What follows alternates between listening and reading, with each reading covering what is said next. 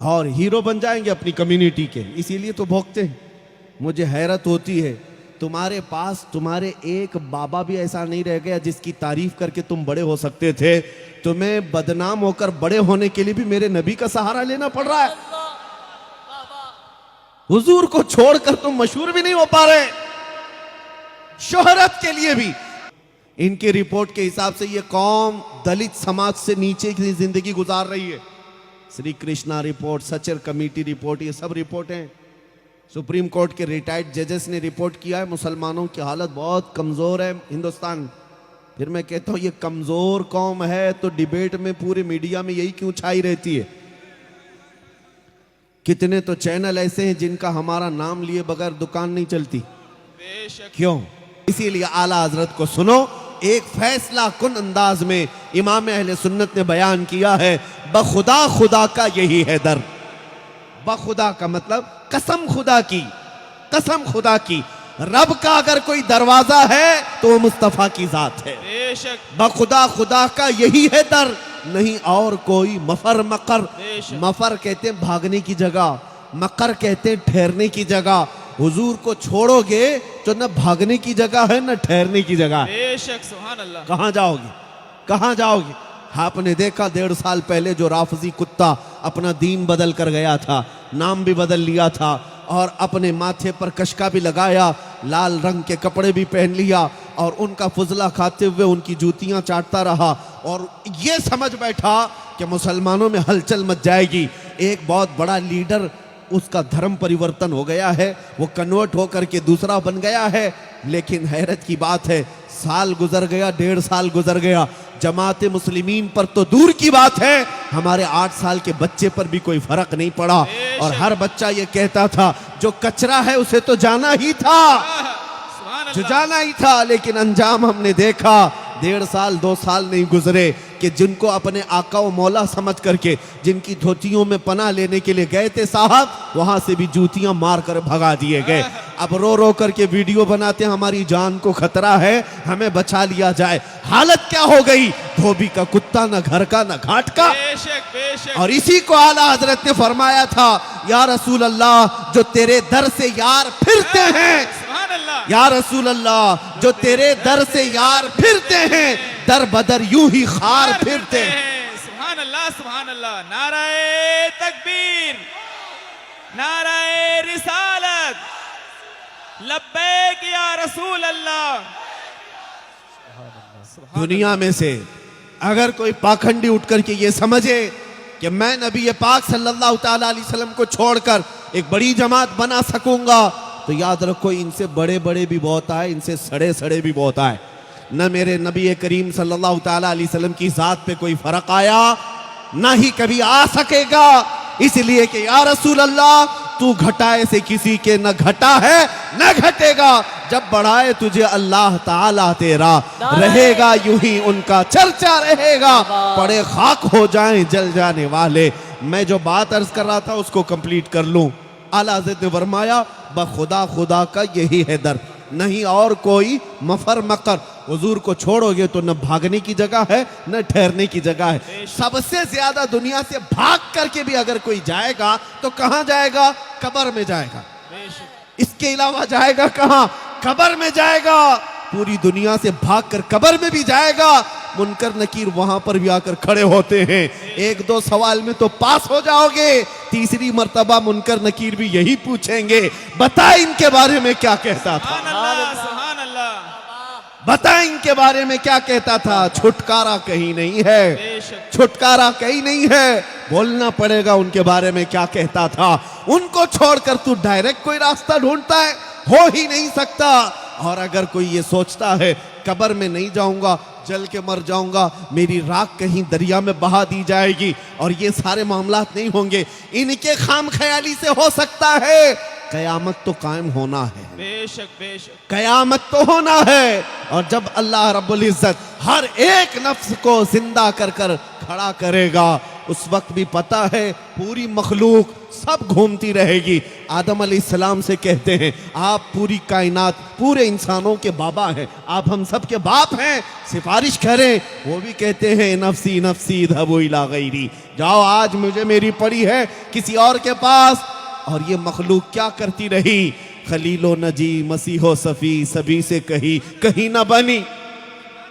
आला हजरत फरमाते खलीलो नजी मसीहो सफ़ी सभी से कही कहीं ना बनी, ये बेखबरी की खल्क फिरी, या रसूल अल्लाह कहां से कहां तुम्हारे लिए, कहां से कहां तुम्हारे लिए। वहां पर भी आना होगा, कहां, बारगाह मुस्तफ़ा में।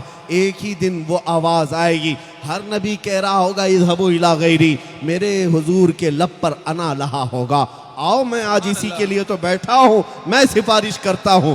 अब ये बात समझ करके चलो, मैं इस नुक्ते पर ले आया हूं, आप समझ जाएंगे। वो जो न थे तो कुछ न था, और वो जो ना हो तो कुछ न हो, ये सुन्नियों का अकीदा है। वो जो ना हो तो कुछ न हो, किसी भी चीज में देख लो, वो जो ना हो तो कुछ न हो, अरे हमारी अजान भी कंप्लीट नहीं है, वो जो ना हो तो कुछ न हो, हमारी नमाज भी कंप्लीट नहीं है, वो जो ना हो तो कुछ न हो।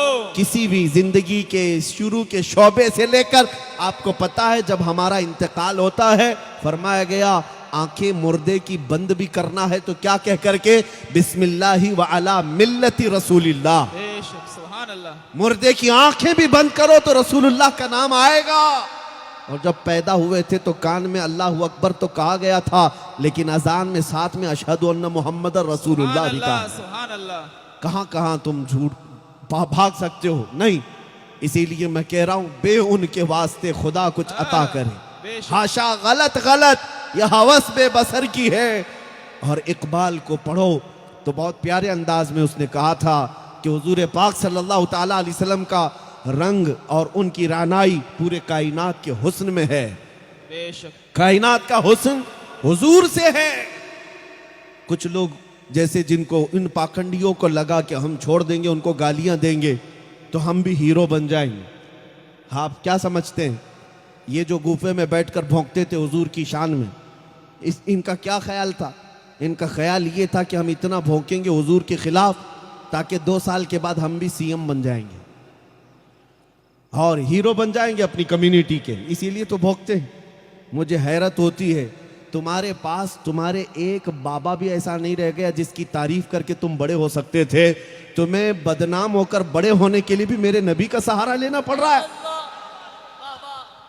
हुजूर को छोड़कर तुम मशहूर भी नहीं हो पा रहे।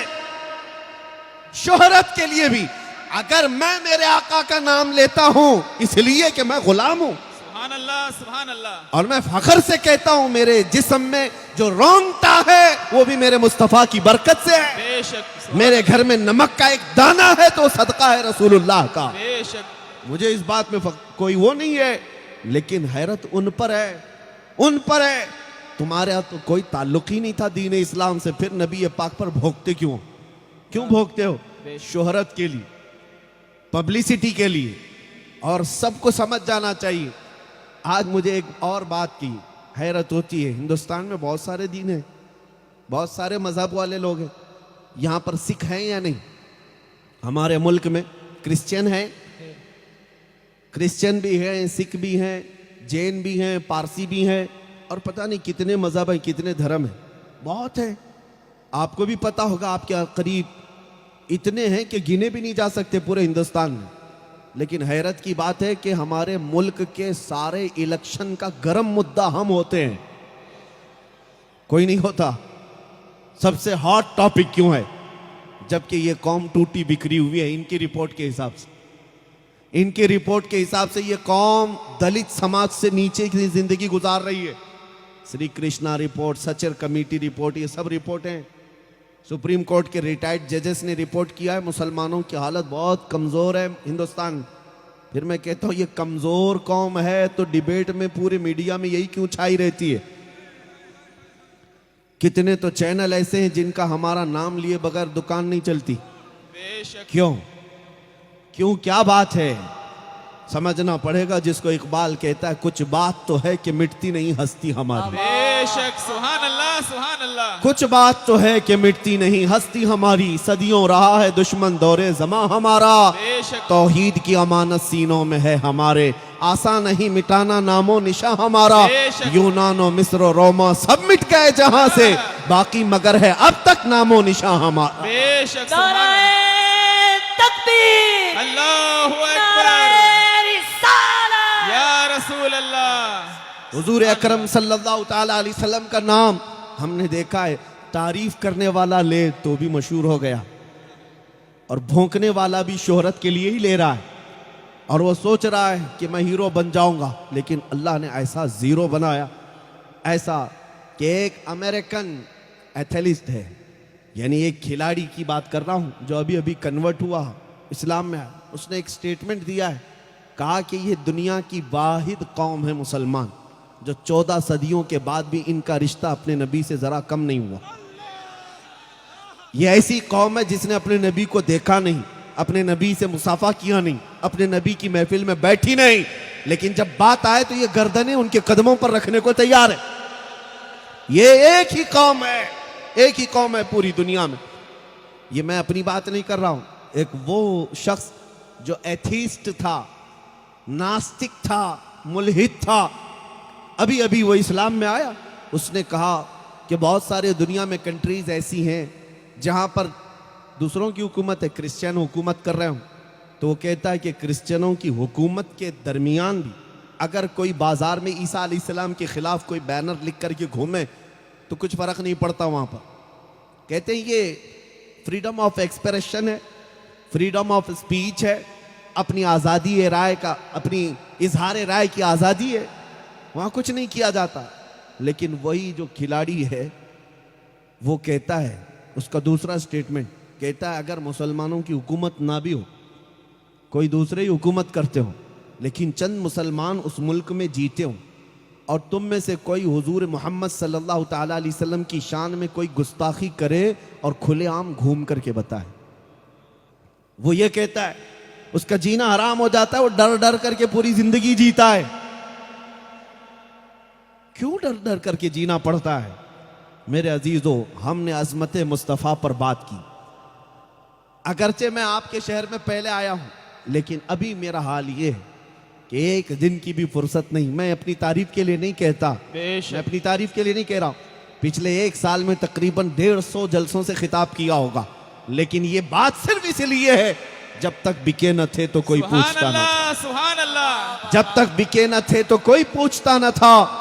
या रसूल अल्लाह, तुमने खरीद कर हमें अनमोल कर दिया। सुभान अल्लाह सुभान अल्लाह। हमने देखा है नबी पाक सल्लल्लाहु ताला अलैहि वसल्लम की अजमत पर अल्लाह ताला ने दुनिया में जब ये इज्जत अता की है तो आखिरत का क्या है? सुभान अल्लाह। इसीलिए मेरे अजीजों, हम तो घूम रहे हैं, हजारों के मजमे में पैर रखने की जगह नहीं, लेकिन जो हुजूर की शान में भौंकते थे हम उनसे पूछते हैं, तुम्हारे लिए तो तुम्हारा कमरा भी छोटा पड़ गया, 8 साल का बच्चा भी तुम्हारे लिए बम लगने लग जाता है कि पता नहीं इधर से आएगा उधर से आएगा, कौन मारेगा क्या करेगा, हर कोई तुम्हें तो कातिल ही लगता है। बल्कि गुस्ताखी करने के बाद इन गुस्ताखों का हाल ये होता है, रोजाना रात को बिस्तर पर सोते हैं, लेकिन तस्वुर में सिर्फ यमराज यमराज, उनके हिसाब से कह रहा, कभी इधर से आएगा कभी उधर से आएगा।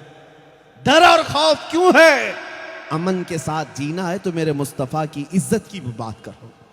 मेरे अजीजों, हम उन लोगों की भी कदर करते हैं जो मुसलमान नहीं थे, लेकिन बावजूद इसके मेरे आका की शान में उन्होंने बुलंद आवाज में अपने कसीदे भी पढ़े हैं और हुजूर की तारीफ भी की है।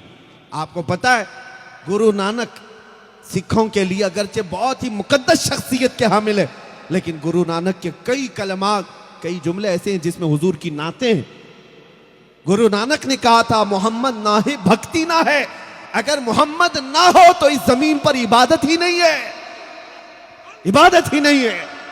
इबादत का सही सलीका अगर कहीं से मिलता है तो मोहम्मद अरबी के कदमों से है। मेरे अजीजों, मैं ये नहीं कहता कि हम किसी कौम के खामखा दुश्मन बने हुए हैं। कुछ लोगों को ऐसा लगता है जैसे कि हम भड़काऊ बातें करते, जहां भी जाते हैं पुलिस वाले बेचारे परेशान होते हैं, उनके सामने एक इमेज हमारी ऐसी बनाई गई। ये मुफ्ती साहब भी कह रहे थे, इनसे भी कहा, डर और खौफ के साथ इस तरह हमारी इमेज बनाकर भेजी गई। मैं डिपार्टमेंट के तमाम आला अधिकारियों की इज्जत करता हूं, इसलिए कि मेरे रिश्तेदार हैं। मैं इज्जत करता हूं, इसलिए मैं कहता हूं कि हमारे जो जुमले सख्त हैं वो इसलिए नहीं कि हमारी आदत है। एक बात याद रखो, किसी एक आम आदमी को बुलाओ और उससे पूछो, अगर मैं तुझसे कहूं कि तेरी मां बदकार थी, वो खड़ा हो जाएगा तुम्हारे खिलाफ। कहा कि क्या मिसाल दे रहे हो, मेरे साथ हुई बात मैं बता रहा हूं। मिसाल में भी मेरी मां को क्यों ला रहे हो, वो मिसाल में भी पसंद नहीं करता। हमने एक अधिकारी से कहा था कि साहब मैं अभी कहा नहीं ना गाली दिया आपकी मां को, मैं पूछ रहा हूं अगर ऐसा कहें तो आपको कैसा लगेगा। कहा ये बात छोड़कर दूसरी बात बोलो आप। मैंने कहा आप इतना बर्दाश्त नहीं कर पा रहे, कसम रब्बे जुल जलाल की, मुसलमान करोड़ों माओं से ज्यादा अपने नबी से मोहब्बत करता है। बेशक, सुभान अल्लाह। और हमारा ईमान कंप्लीट उस वक्त तक नहीं होता जब तक हम अपने माँ बाप से ज्यादा अपने नबी से मोहब्बत ना करें। बेशक, लब्बैक लब्बैक लब्बैक या रसूल अल्लाह, लब्बैक लब्बैक लब्बैक या रसूल अल्लाह, लब्बैक लब्बैक लब्बैक या रसूल अल्लाह, लब्बैक।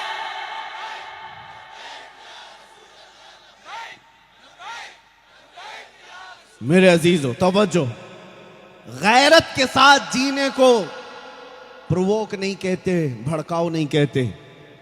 एक सादा से इंसान की भी बात है कि अगर वो अपनी बीवी के साथ जा रहा हो और उसकी बीवी को कोई दूसरा छेड़े और वो हंस करके चला जाए तो उसको कहते हैं कितना बेगैरत आदमी। वो अपनी अहले खाना के लिए भी बर्दाश्त नहीं करता कि कोई उसकी तरफ नजर उठाए। बिला तशबीह बिला तमसील इंसान के अंदर गैरत होती है, और मुसलमान की सबसे बड़ी गैरत अपने अल्लाह और उसके रसूल के लिए होती है। अल्लाह और उसके रसूल के लिए अगर गैरत नहीं तो फिर वो मुसलमान भी नहीं है, वो मुसलमान भी नहीं है। किस काम का मुसलमान? गैरत अगर ना हो। अब मैं आपको बताऊं, लोग मुझसे ये तवक्को कर रहे हैं, ये उम्मीद कर रहे हैं कि अमन की बातें, नरम बातें बिल्कुल हम करने को तैयार हैं।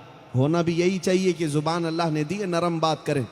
कुरान ने भी तालीम दी है, हुजूर पाक सल्लल्लाहु ताला अलैहि वसल्लम की आदतें करीमा थी। लेकिन मुझे एक बात आप बताओ, जिसका सब कुछ तुमने लूट लिया, हर चीज़, उसके कपड़े भी, उसकी जायदाद भी, उसका घर भी, उसकी बीवी बच्चे भी, उसका सामान, सब कुछ, बचा कुछ नहीं।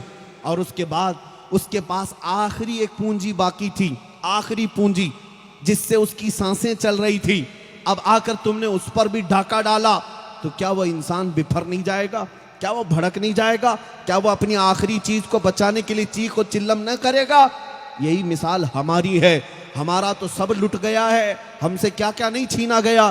तुमने हमारे अखलाक और किरदार भी छीने हैं, तुमने हमारे तख्त और ताज खत्म कर डाले, सब कुछ चला गया। मुसलमान अब जी रहा था तो सिर्फ अजमत मुस्तफ़ा और मोहब्बत मुस्तफ़ा को साथ लेकर जी रहा है। इसलिए कि मुझे पता है आज हमारी सांसें जो चलती हैं वो मेरे मुस्तफ़ा की मोहब्बत में चल रही हैं। हमारी अगर दुनिया में कोई पहचान है तो हमारे बाप के नाम से नहीं, वो ताजदार मदीना के नाम से है। सुभान अल्लाह, सुभान अल्लाह। दुनिया हमें आज पहचानती है, बहुत सारी जगह तो हमें मोहम्मदन कहा जाता है, हालांकि ये कोई दीन का नाम नहीं है, ये कोई मजहब का नाम नहीं है। मुसलमान कौम का नाम है, इस्लाम दीन का नाम है। लेकिन आपने देखा होगा बहुत सारे गैर मुस्लिम आपको, आपकी जमात को मोहम्मदन कहते हैं। मोहम्मदन क्या है? ये अगरचे उनका इजाद किया हुआ है, लेकिन ये इस बात को दर्शाता है कि दुनिया हमें पहचानती भी है तो मोहम्मद अरबी के नाम से पहचानती, नबी पाक सल्लल्लाहु अलैहि वसल्लम के नाम से पहचानती है। इसलिए ऐ नौजवानों, अब तुम्हारी जिम्मेदारी बढ़ जाती है, तुम्हारी जिम्मेदारी बढ़ जाती है।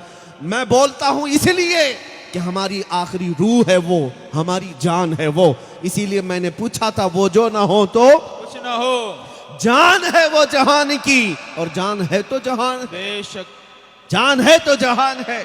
नबी करीम सल्लल्लाहु ताला अलैहि वसल्लम की मोहब्बत ये हमारे पास आखिरी बची हुई पूंजी, ये आखिरी सरमाया है हमारे पास। अगर इस पर भी कोई डाका डाले और फिर ये सोचे कि हम नरम बात करेंगे, तो ये तुम्हारी खाम ख्याली है, ये तुम्हारी खाम ख्याली है। हम उस वक्त तक हक बात अलल ऐलान बोलते रहेंगे जब तक अल्लाह ने हमें जुबान अता की। सुभान अल्लाह अल्लाह कह रहे कि हमारे उलमा हक बोलते रहे और कभी किसी बाजार में अपने आप को ना बेचें, बेशक कभी ना बेचें। बारगाह मुस्तफा में जो एक बार बिक जाता है वो फिर किसी बाजार में नहीं बिकता। बेशक सुभान अल्लाह। इसलिए ए नौजवानों, हुजूर पाक सल्लल्लाहु ताला अलैहि वसल्लम के कदमों को छोड़कर ना तुम्हारी दुनिया है ना तुम्हारी आखिरत है। बेशक ना दुनिया है ना आखिरत है। तुम ये सोचते रहे कि मैं अपने आप को बदल लूंगा, थोड़ा मॉडर्न बन जाऊंगा, सेकुलर बन जाऊंगा, 4 लोगों में मेरी इज्जत होगी। लेकिन पता है तुम बहुत अपने आप को बदल करके मर्द औरत बनने की कोशिश करता रहा। वो बालियां भी पहन लिया, चूड़ियां भी पहन लिया, चोटी भी डाल लिया, ये सोच करके कि अंग्रेज ऐसा करते हैं, यही फैशन है, यही फैशन है। फिल्मों में ये दर्शाया जाता है मुझे भी ऐसे ही करना है, पैंट को इधर से फाड़ना है, उधर से फाड़ना है, और सत्र औरत दिखाकर हरामकारियों के साथ मुझे भी कुछ फैशन करना है। तुम इज्जत वहां ढूंढते रहे, लेकिन हद ये है कि मरने के बाद तक हमने देखा कि कोई इज्जत मिली ही नहीं, कोई इज्जत मिली नहीं। लोग आए भी तो अपने नाक पे कपड़ा रख करके लाश देखने आए। लेकिन सुन्नत मुस्तफा में जीने वाला एक जवान जब उसकी रूह कब्ज़ उनसरी से परवास करती है, मेरे अजीजों पता है तुम्हें, हुजूर की सुन्नतों का गर्विदा, हुजूर का आशिक जब दुनिया से जा रहा होता है, जिसने इज्जत मेरे मुस्तफा के कदमों में ढूंढी थी, उसकी मौत आने से पहले, आखिरी सांस चलने से पहले उसने अपने सिराने के पास हुजूर पाक को महसूस करेगा। नबी पाक सल्लल्लाहु ताला अलैहि वसल्लम तशरीफ फरमा होंगे और उसकी रूह निकलेगी और फिर यहां से भी बड़ी इज्जत के साथ कंधों पर सवार होकर जाता है और कब्र में जब पहुंचता है, फरमाया गया मेरे आका मुनकर नकीर से कहते हैं, ऐ फरिश्तों, इसे आहिस्ता से जगाना, बड़ा थक करके मेरी गुलामी में आया है, थक करके आया है, जरा आहिस्ता से जगाना। इसी को मेरे मुर्शिद हुजूर ताजुल शरीया रहमतुल्लाह ताला अलैह ने अर्ज किया था, या रसूल अल्लाह, मैं मरूं तो मेरे आका ये मलाइका से कहना, इसे कोई मत जगाना, अभी आंख लग गई है, तेरे दामने करम में जिसे नींद आ गई है वो फना न होगी, उसे जिंदगी मिली है। इसीलिए याद रखो, तुम इज्जत जिन कदमों में ढूंढ रहे हो ना मिलेगी, कभी ना मिलेगी। जिन दोस्तों के लिए तुमने अपने आप को बदल डाला था, ये दोस्तों का हाल तो हमने देखा, हमारी कब्र पर 3 बार मट्टी डालकर 5 मिनट रुकने को तैयार नहीं, कोई रुकने को तैयार नहीं। तुम्हारा सबसे अजीज तुम्हारे कब्र की तख्तियां बंद होने से पहले कब्रिस्तान से भागने की तैयारी करता है। कौन तुम्हारी कब्र में रात के वक्त बैठता है? कौन आएगा जिसके लिए तुम रातें अपने घर से छोड़कर भागते थे? तुम अपने पैसे जिनके लिए बर्बाद करते रहे, उनमें से कोई तुम्हारी मट्टी देने तक या उसके बाद साथ ना दिया। तुम्हारा अजीज भाई भी तुम्हारी कब्र पर ना बैठ सका। पता है, जब तुम्हारी कब्र को बंद करके ये सबसे अजीज दोस्त चले जाते हैं, रात का सन्नाटा आता है, उस खामोश कब्रिस्तान में सिवाय मुर्दों के कोई नहीं होता, कोई आवाज नहीं जिंदों की। उस वक्त तुम्हारी कब्र में सिवाय अंधेरे के कुछ नहीं होगा। तुम जिंदगी भर जिनके लिए अपने आप को बदलते रहे, कोई नहीं आया। अगर उस वक्त कब्र में कोई आता है तो आमिना का लाल आता है, वो ताजदार मदीना की साथ है। उस वक्त भी वो अपने गुलामों की कब्र में आते हैं, रोशनी बनकर आते हैं।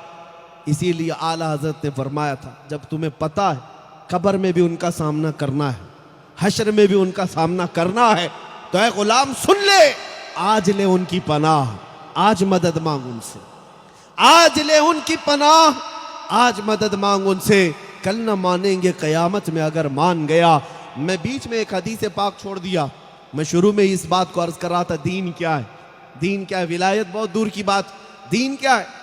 मस्जिद नबवी में जाओ, अल्लाह करे कि सबको जियारत नसीब हो।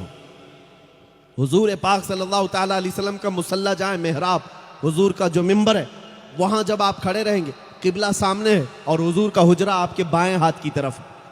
नबी पाक सल्लल्लाहु ताला अलैहि वसल्लम जिस हुजरे में आज आराम फरमाए, यही हुजूर पाक की जिंदगी में भी आपका घर था, हजरत आयशा का।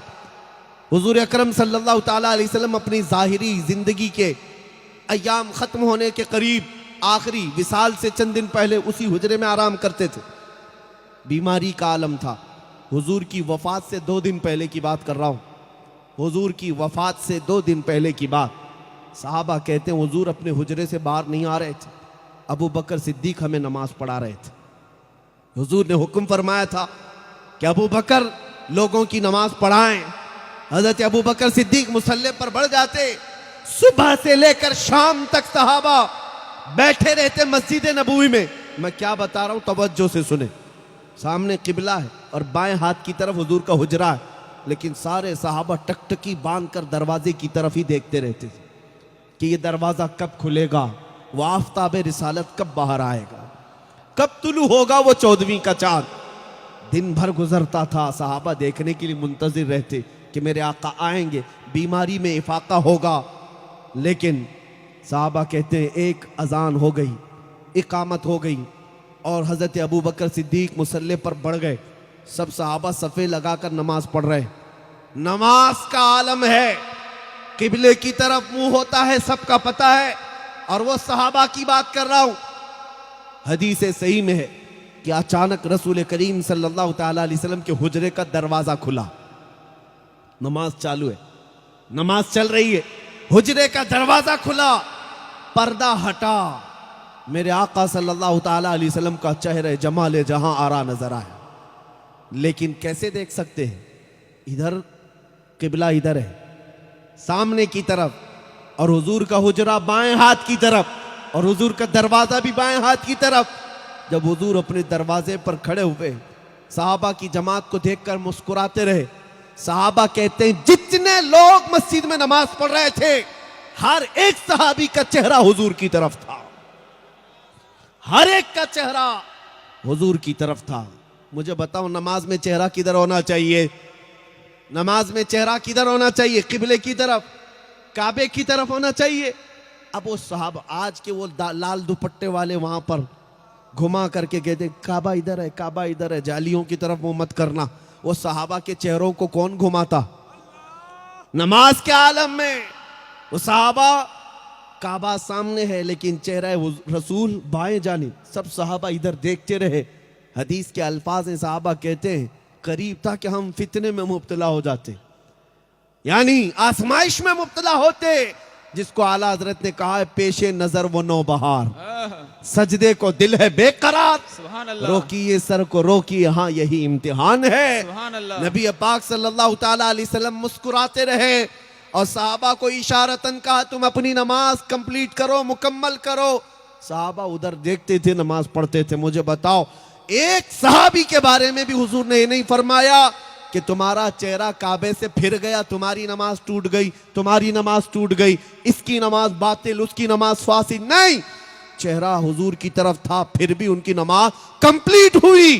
क्यों? इसलिए कि दीन यही है जो सहाबा समझते थे। काबा तो देख चुके, काबे का काबा देखो। सुभान अल्लाह, सुभान अल्लाह।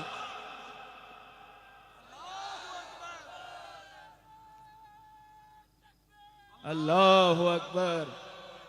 मेरे अजीजों, सहाबा ये समझते थे हाजियो आओ शहनशाह का रोजा देखो, काबा तो देख चुके, काबे का काबा देखो, गौर से सुन तो रजा काबे से आती है सदा, मेरी आंखों से मेरे प्यारे का रोजा देखो। और वो मकाम भी आपको मैं बताऊं, जब फतेह मक्का का दिन था, मक्का फतह हो चुका था और हुजूर के खास मुअज्जिन बिलाल हबशी, इनका मकाम देखने को था। उस दिन 10,000 सहाबा थे। जब मक्का फतह हुआ, पहली अजान हरम पाक में दी जानी थी। रसूल करीम सल्लल्लाहु अलैहि वसल्लम ने बिलाल को बुलाया और कहा काबे की छत पर चढ़ जाओ, वहां से अजान दो। अजान कहीं से भी दी जा सकती है ना, काबे की छत पर चढ़ाकर अजान देना, ये दुनिया को बताना था यही वो बिलाल है जिसको तुम मक्का में रस्सी डालकर खींचते थे, यही वो बिलाल है जिसको तुम अंगारों पर सुलाते थे। आओ देखो, जो मोहब्बत मुस्तफा में जख्म खाता है, अल्लाह उसे काबे की छत पर पहुंचा देता है, उसका मकाम ये। अब मैं बात ये कर रहा हूं, बिलाल हबशी काबे की छत पर पहुंच गए। अब तक जो अजान देते थे काबे की तरफ मुंह करके देते थे, अब काबे के ऊपर चढ़ गए तो अब कहां मुंह करें? काबा नीचे है, छत पर है, अब किधर रुख करें? चढ़ने तक तो पता नहीं था, अब चढ़ जाने के बाद सोचते रहे इधर मुंह करूं कि उधर मुंह करूं। काबा नीचे है, हुजूर अकरम सल्लल्लाहु ताला अलैहि वसल्लम की तरफ देखते रहे कि काबे के ऊपर आ गया हूं, अब किधर मुंह करके न अजान दूं। हुजूर पाक ने फरमाया बिलाल मेरी तरफ देखकर अजान दो। हुजूर की तरफ देख करके बिलाल हबशी अजान देते थे। अजीजा ने गरामी वक़ार, ये मिसालें मैं इसलिए अर्ज कर रहा हूं कि इकबाल ने यही सब देख करके कहा था, ब मुस्तफ़ा बरसा खैश के दी हमाऊस, अपने आप को नबी के कदमों तक पहुंचा दो, यही दीन है। गरबऊ न रसीदी तमाम अबू लहबी, अगर तुम वहां तक नहीं पहुंच सके तो जिंदगी अबू लहब की तरह है। याद रखो रसूल पाक सल्लल्लाहु ताला अलैहि वसल्लम, वो जो ना हो तो अरे हकीकत तो ये है, हो ना ये फूल तो बुलबुल का तरन्नुम भी ना हो, चमने दहर में कलियों का तबस्सुम भी ना हो ना ये साकी तो मैं भी ना हो, खुम भी ना हो, बज़ में तौहीद दुनिया में ना हो, तुम भी ना हो, खीमा अफलाक का इस्तादा उसी नाम से है, नबज़ हस्ती तपशामादा उसी नाम से है, दश्त में दामन कोहसार में मैदान में है, बहर में मौज की आगोश में तूफान में है, चीन के शहर मराकश के बयाबान में है, और वो मेरे आका का नाम पोशीदा हर मुसलमान के ईमान में है, पोशीदा हर मुसलमान के ईमान में है। इसी को आला हज़रत फाजिल बरेलवी के इस शेर पर मैं अपनी गुफ्तगू खत्म करता हूँ। अल्लाह की सरताब कदम शान है ये, इंसान है इंसान, वो इंसान है ये।